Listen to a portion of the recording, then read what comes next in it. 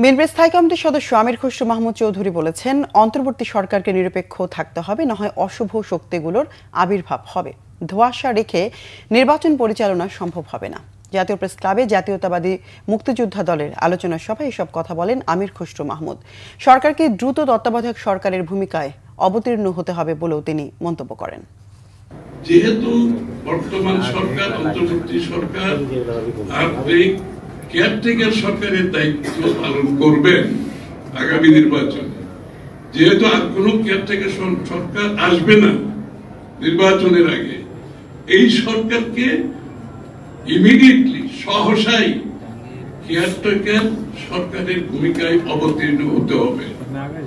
Caretaker সরকারের জায়গায় অবতীর্ণ হওয়ার অর্থ হচ্ছে পুরোপুরি নিরপেক্ষ অবস্থানে যাওয়ার কথা বলছে। এখানে সরকারের ভিতরে, সরকারের বাইরে যারা নিরপেক্ষতাকে ভঙ্গ করার সুযোগ আছে, তাদেরকে রেখে নিরপেক্ষতা রক্ষা করা যাবে।